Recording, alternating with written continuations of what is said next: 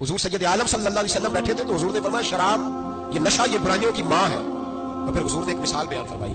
नबी रहमत अलैहिस्सलाम ने फरमाया बनी इसराइल का एक वाकया है।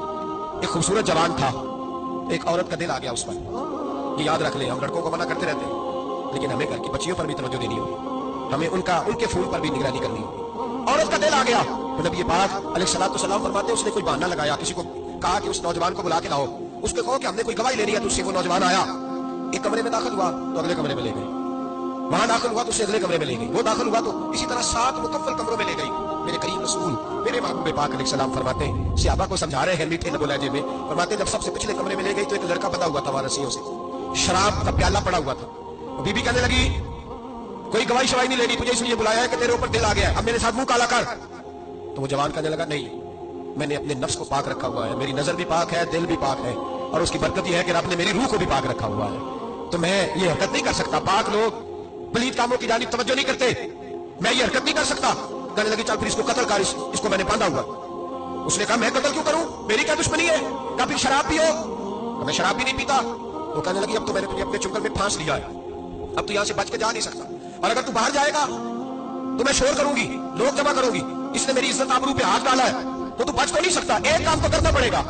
बाबू फरमाते उस नौजवान ने सोचा कि जिना भी बहुत बड़ा जुर्म है, कत्ल भी बहुत बड़ा गुनाह है, चलो अब मजबूरी है तो शराब पी लेता हूं। लेकिन वो समझा ना कि शराब तो बुनियाद है।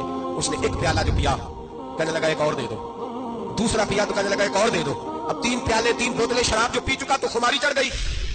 अब उस औरत के करीब जाने लगा कि मैं तेरे साथ जिना करूंगा। उसने कहा जब तक मैं करीब नहीं आने दूंगी जब तक तू इसे कत्ल न करे।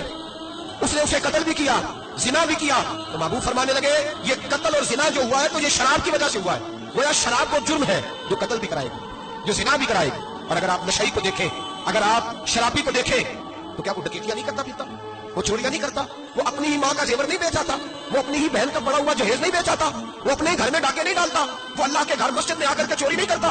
उसने इसलिए करता है कि ये नशा, ये शराब, ये माँ है गुनाहों की, ये जड़ है।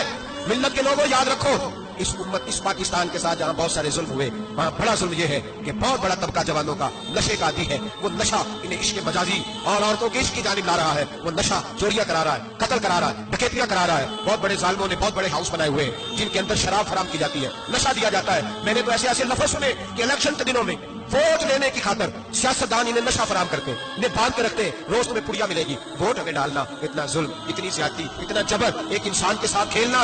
लौटाओ, पकड़ो इनका दामन, अपने घरों को बचाओ, अपने दोस्तों को बचाओ। जागो जागो उम्मत के लोगों, जागो।